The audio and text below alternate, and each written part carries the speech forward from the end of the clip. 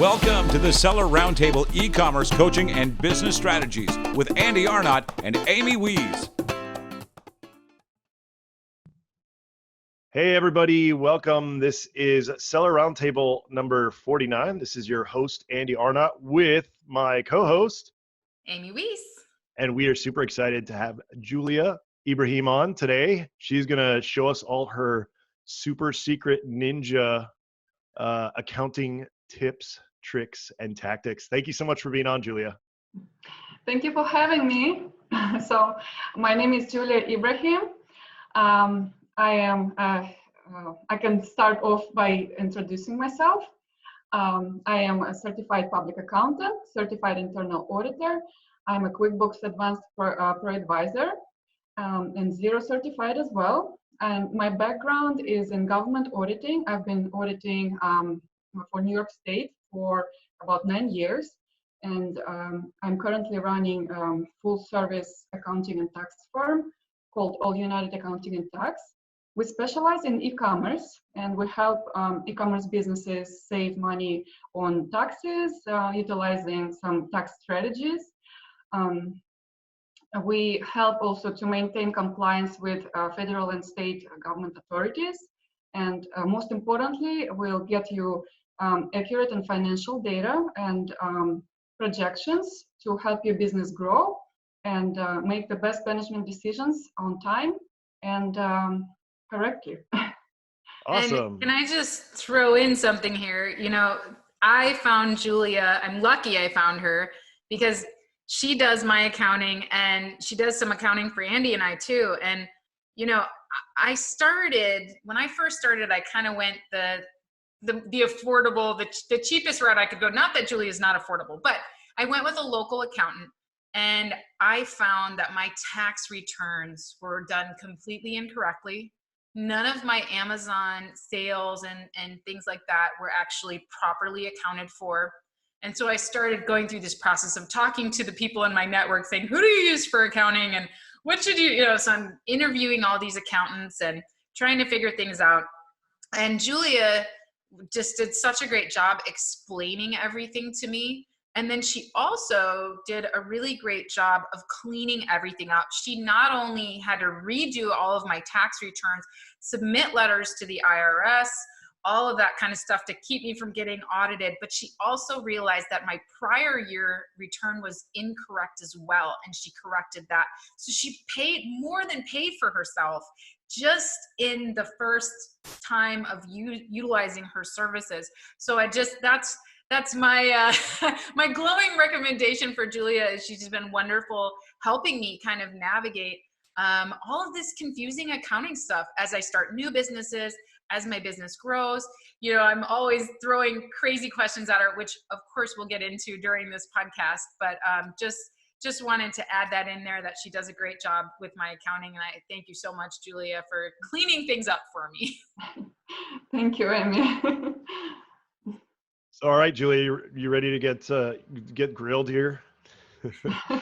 Just give us a little bit more background on, you give us some of your work stuff, like, background on, and you don't have to share this if you don't want to, but it's always nice to just, I love to hear about kind of, people's past, where you were born, where you live now, anything you did. You kind of mentioned your past jobs, college, school, kind of anything you want to mention for us and our listeners to get to know you a little bit better. Oh, sure. Okay. So yeah, I come from Russia. I came in my teenage years. I went to college here. I went to college back in Russia, and then I transferred here. So I went. I completed my business degree. I completed my accounting degree. I got my CPA right away on the first try. And while working for the government, I also got my certified internal auditor license as well. So that's that. And then I right away started my accounting firm. It was kind of on a part-time basis for a while. And then it just grew and grew further, and that I just had to leave the job that I was doing as a government auditor. And my team, they all miss me, but but I had to do this because I like working for myself much better, and my firm is growing now much more than I anticipated. in the last few years. And we've been specializing in e-commerce, and that's probably one of the reasons it's been growing exponentially, because a lot of e-commerce businesses are very not very aware of how the accounting is done for e-commerce specifically. And I think this industry needs more of e-commerce accountants. Yeah, Definitely. we need a lot of help. I know that before I got my accountant, I was lost, and numbers are not my strong suit by any means. And as Amy mentioned, generally if you vet your accountant, you find a good one like Julia, they're going to more than pay for themselves almost every single time. So just keep that in mind. I know everybody's afraid of that expense, but in our case, it was the same kind of situation where, there was some changes that they made, kind of right away, like, making, suggesting we become an S corp, and some other things that, made some big differences. So, to me, it's definitely worth at least looking into, but, highly suggest, especially if your business is growing and scaling, definitely something to consider. So, Julia, when did you kind of first hear about, Amazon and e-commerce, and why did you specialize it? Like, did you just see an opportunity there? Were you interested in it? Did you sell previously? Kind of why did you get into e-commerce specifically? So I got into e-commerce for a few reasons. So it was kind of natural coming from, my husband used to sell on eBay. So I kind of knew that, and I knew it would be very hard. And the accounting, I was doing the accounting back then from the very beginning for our business, but it didn't work out. So my husband stopped that because it's just not his thing. But that's something that gave me an idea to kind of start specializing in e-commerce. I used to do generalist accounting work, but that was, right now I realize that I didn't know as much as I know now about the e-commerce accounting back then. So even though we were running a business, it was a struggle, even though I was accountant too.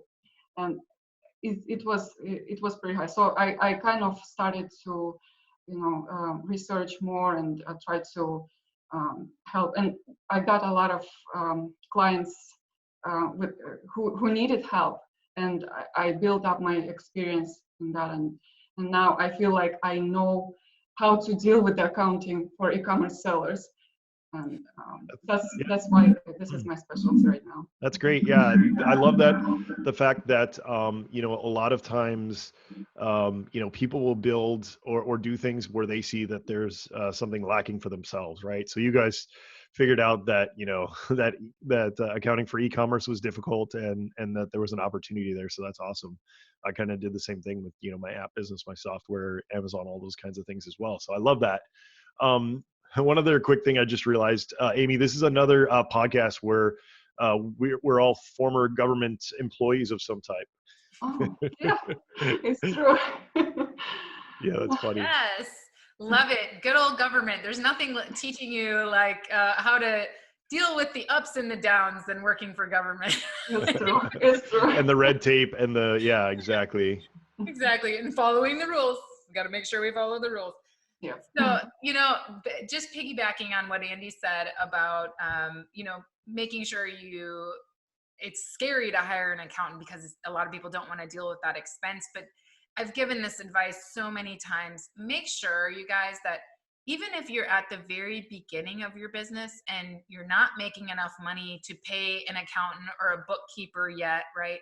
At least meet with one. At least meet with one, because you can meet one time. And, I know when I first did this, I kind of just met with one just to okay, should I be using QuickBooks? How do I set that up? Most accountants, even if you can't afford to pay them for bookkeeping or for anything, for the taxes, stuff like that, they'll at least, it's worth you paying one time to consult with them to get you on track. And, do a little DIY, and maybe you just have them look over things once a quarter, or maybe you have them look over things just at tax time, but then have them set you up for success from the beginning. So even our new business owners that are listeners, I really want to encourage you this is one of the fundamentals of business that will really bite you later if you do it incorrectly. So make sure that you at least take the time to sit down with an accountant and just kind of learn the basic things that you should be doing. Get a consultation, understand, how your business should be set up. And even if you have to do it on your own, you have a little bit more empowerment and some knowledge to at least somewhat do it, not as good as they would, but better than you would just on your own had you not had that consultation. So, and speaking of that, Julia, I would love to ask you, what steps should you take to properly set up your e-commerce business when you're ready to start? Like, how do we start? How do we get there? Okay, so if you are ready to start your business, I highly recommend that you would form a separate business entity, separate legal entities such as LLC or corporation. It's not a requirement, but it's highly recommended because you would set it up as a separate serious business from the start. It's just very important down the road for you. So the way what you set up, which entity type you would set up would depend on your goals, would depend on your budget, your plans, and what state you're in America, or if you're outside of America. So it all depends what type of entity you would need to set up. But it's highly recommended to have a separate entity for your business. Second step would be to get your EIN number. It's almost simultaneous with forming your business pretty much. So you can do it the same day.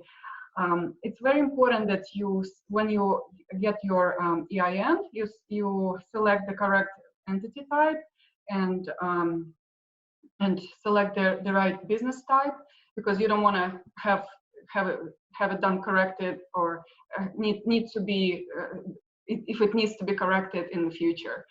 So and to get that EIN number, you just go to, if you're in the US, you just go to the irs.gov website and you put in, so this is after you file your entity and you've got your, your organization documents and okay, I'm a C Corp, that kind of thing, or you put that in there and literally in minutes, you are up and running and the IRS will give you an EIN. So it's very instantaneous. It doesn't cost anything, but that EIN then enables you to start a bank account for your business and file your taxes as a business and set up your resellers licenses and all of those things that you might need. So great tip there, Julia. Please continue. Yes, so yeah, you already kind of dipped into it a little bit. So it's important that once you get formed your entity, it's important to have your business account opened. If you can't, because some businesses don't have opportunity to have a separate business account, at least have your personal account, bank account, separately set up exclusively for business. So it's not commingling funds with your personal personal funds, because it might cause you some issues down the road after that. And it's much harder to keep track of your numbers this way. And so, if you are starting with a personal budget like I did, my business didn't have any credit in the beginning. So I had to take some of my personal funds and put it into a business bank account, and so that I could use it. And even when I use personal credit cards, I just use those for business. Right. So I don't, Julia yells at me if I don't. So, and I don't like to get yelled at. No, I'm just kidding. She's very nice. But, if you're needing to use personal credit cards, which a lot of people do when they first start out their business, you want to make sure that you're specifically using that card for business, and that card is what is attached, and you're not then, okay, let me go grocery shopping with that next week, and then let me go back and buy office supplies for my business. So it's okay to use personal funds, but don't commingle them in your account. Put them in your business account, or use that personal credit card only for business expenses, and don't mix them. Is that right, Julia? Yes, you're correct here. Yes, so that's that. And the last step would be to find out what your sales tax obligations are in your home state, if you're in the United States. Because right now the law is constantly changing. Some marketplaces are collecting and remitting sales tax on your behalf. Some states would still require you to have to register for sales tax collection. Other states would say close your license if you're just selling on Amazon, for example. But if you're selling on Shopify, that's a different story, because Shopify does not remit sales tax on behalf of the seller. So it's kind of complicated. So you would need to do your research and find out what your sales tax obligations are from the very beginning, so that you don't get caught after that and get some. And that's something else to consider as well when setting up your entity. So I know a lot of people, and we're not lawyers, and we recommend you go talk to a lawyer about that. But I get that question all the time: is, Amy, should I set up my entity in Wyoming? Because wherever you set it up, you need to do your research and find out what the tax implications are. Because the last thing that you would want to happen is you're running along in your business and you're growing and everything is going good, and all of a sudden a state sends you a letter and says, you owe us a good chunk of change, and you're like, what? I didn't even know about that. So yeah, definitely whatever state you choose to incorporate in, make sure you, as Julia says, that you know the tax laws and the sales tax requirements. Yes. Very good. So what steps should e-commerce, so we talked about when you're getting ready to start, but what about during their first year or two of business? So now we've gotten our first product out there, it's selling, we're in our first year or two of business. What now? So what now is you would need to have some kind of system in place where you would track your numbers.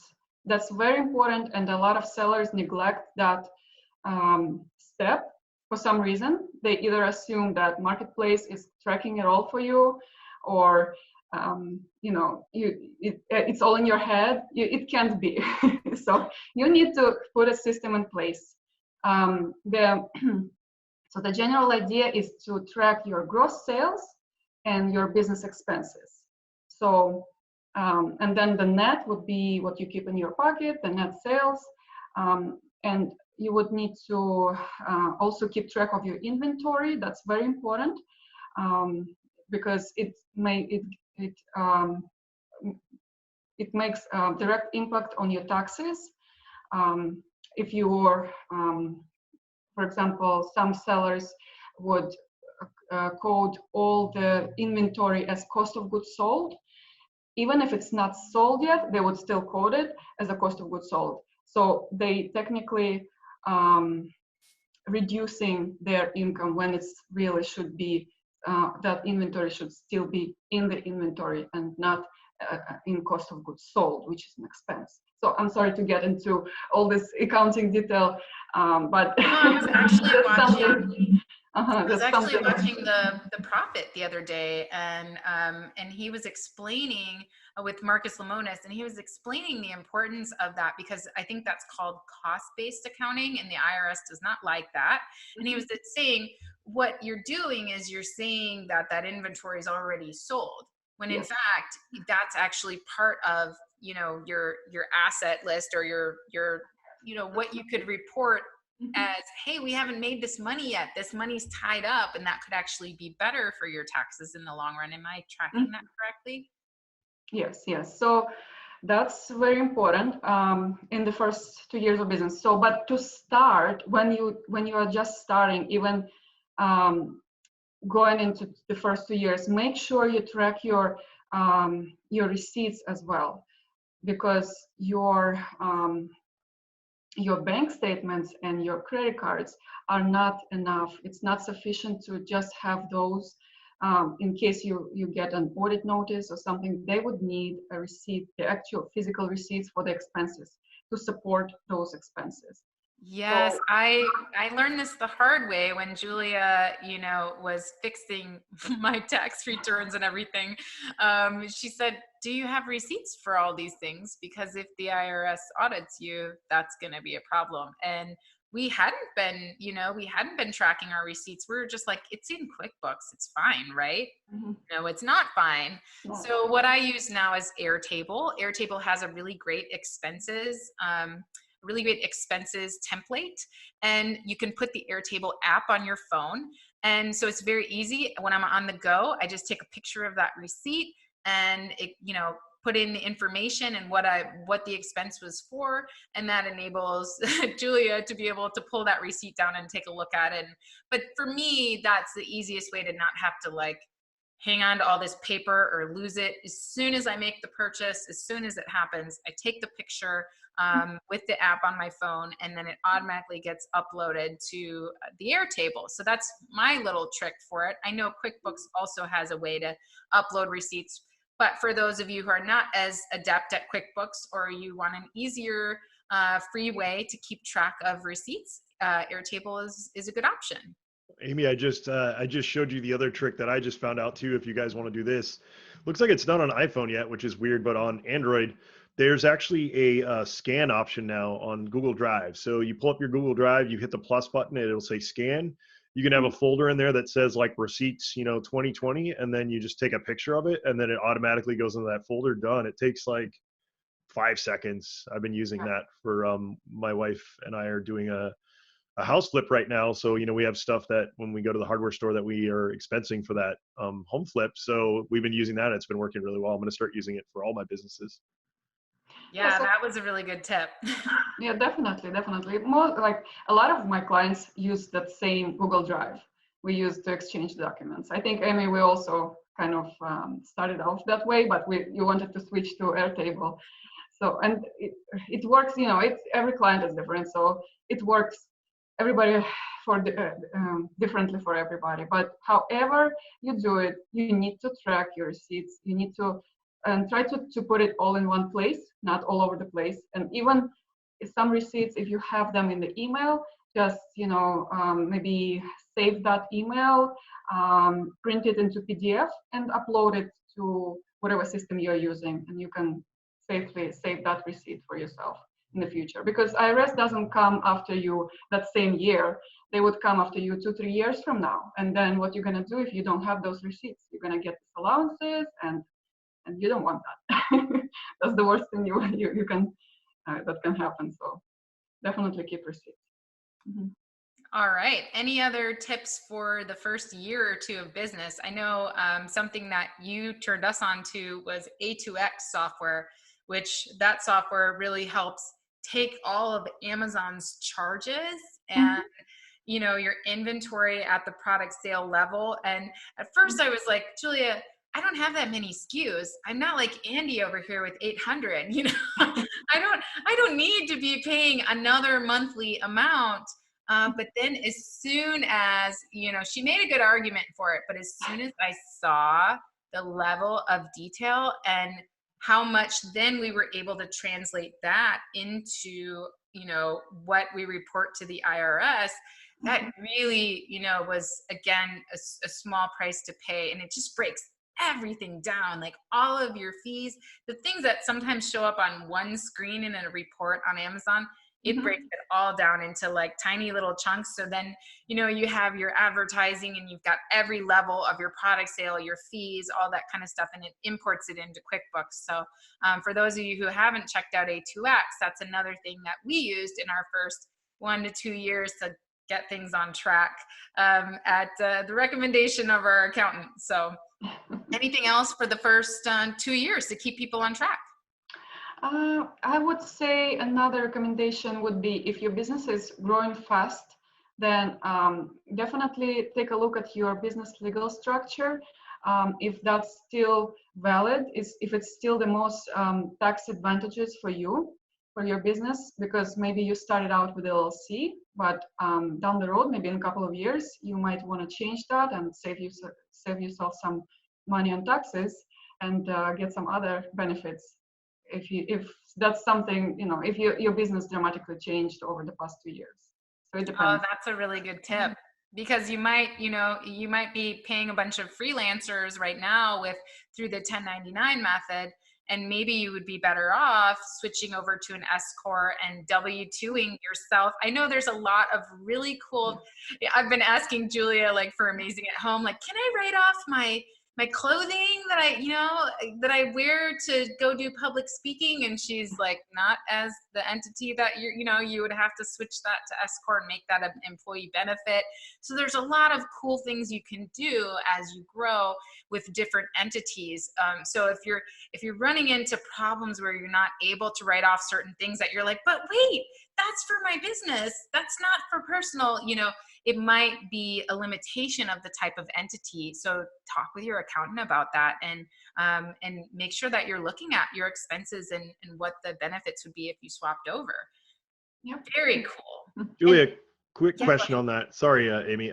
So Julia, what I was wondering is, when we went to our accountant years ago, his justification, tell me if you agree with this, is that if you make more than $1 million a year, then the S Corp makes more sense than an LLC. Is that true?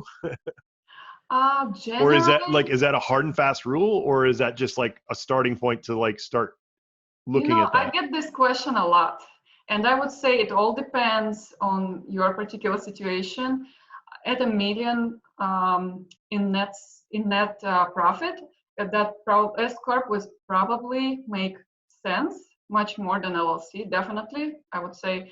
But I would always recommend to do an analysis of comparison of different business legal entities and how much you would be paying in taxes as LLC, as S Corp, C Corp. So right now, it's just hard to say, and the law constantly changes. The last couple of years, the tax law changed again.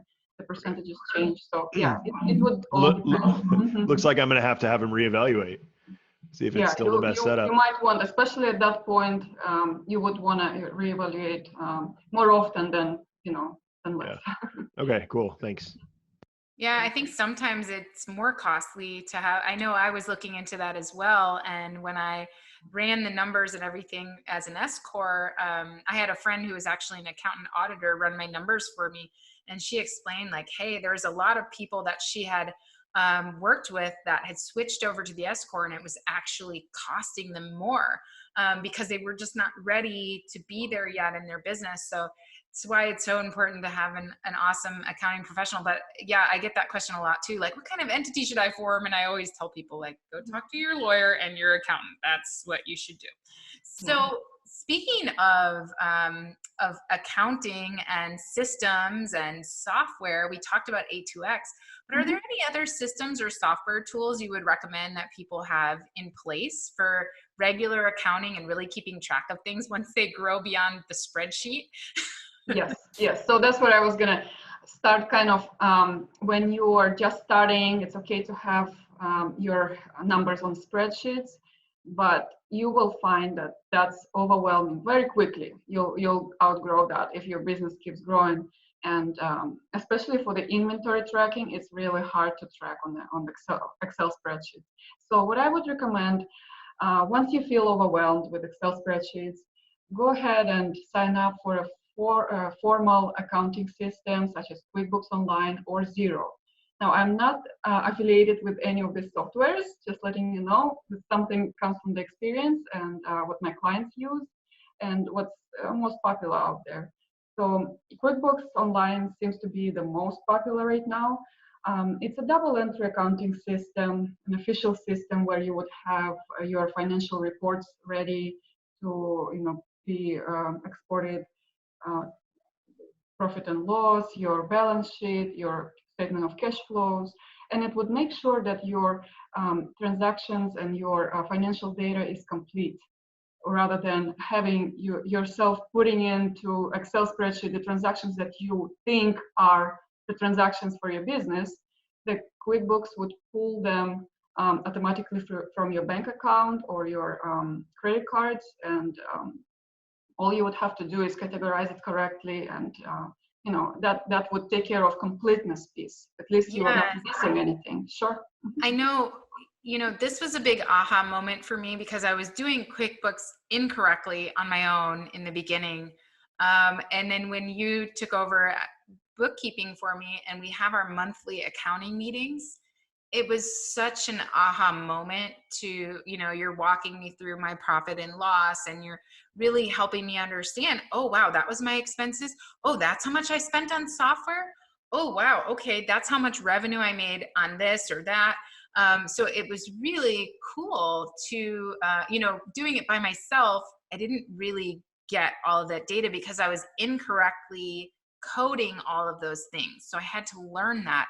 But then after you started taking it over and really showing me how everything breaks down, we were able to see very quickly and easily, oh, wow, we need to work on that expense, or that's doing really well. That's a really good source of income for us or revenue for us. So it's really great to be able to see that number at the end of the month, and it kind of holds you accountable. But I love QuickBooks for that reason. And it's so easy because we can just connect our credit cards and our bank accounts, and it just automatically goes in there. And then those charges that you might not have remembered, maybe you forgot to take a picture of a receipt. And, if your bank account is connected, you say, what was that $35 charge? What happened there? Or the credit card, and you have to expense every single one of those things in QuickBooks. So it's really great to see like what's going on and where you're spending your money. And for me, I didn't really realize that until we had a bookkeeper. We grew large enough to actually have a bookkeeper take care of those things for us, because before that was tough doing it all on our own. Yeah, definitely. It's not easy. Yeah. So anything else on systems or software that people should have in place? Yes, so I wanted to mention that the inventory tracking part, I wouldn't use QuickBooks for that. I would recommend a separate tool for that. Usually, if you are selling on Amazon in North America, many businesses use Inventory Lab. That has been very useful for the businesses. But also, just wanted to mention that A2X actually has the cost of goods sold tracking built in right now. It's a relatively new feature, but you can do that as well if you're selling on Amazon or Shopify or both. You would be able to also have your cost of goods sold pulled automatically into your QuickBooks, and that would take care of that part. But you still need to make sure that your cost of goods sold are set up correctly, because if your inventory, if you're estimating your unit cost wrong, then your numbers will be wrong, obviously. So make sure that it's set up correctly. And you do need, for the A2X, you do need some basic accounting knowledge to set it up correctly, because I get a lot of clients coming in who have been using A2X, but it wasn't set up correctly. And sometimes even by their own bookkeeper, because the bookkeeper is not specializing in e-commerce, they don't really know the tool. So I would need to, I needed to kind of correct that, the setup, and then redo the A2X imports. But that's something to, to be on the lookout. And another tool that I would recommend for sales tax is TaxJar. It's, one of the most popular tools right now that people are using. And there are other tools out there, like Avalara, for example, but TaxJar, I would say, is the most popular. And you also need to kind of know what's going on with the sales tax situation, because TaxJar would give you some hints, would give you the numbers, but you still need to manually make sure that you're following, you're in compliance with all the states, and so. Thanks for tuning in to part 1 of this episode. Join us every Tuesday at 1 p.m. Pacific Standard Time for live Q&A and bonus content after the recording at sellerroundtable.com. Sponsored by the ultimate software tool for Amazon sales and growth, sellerseo.com and amazingathome.com.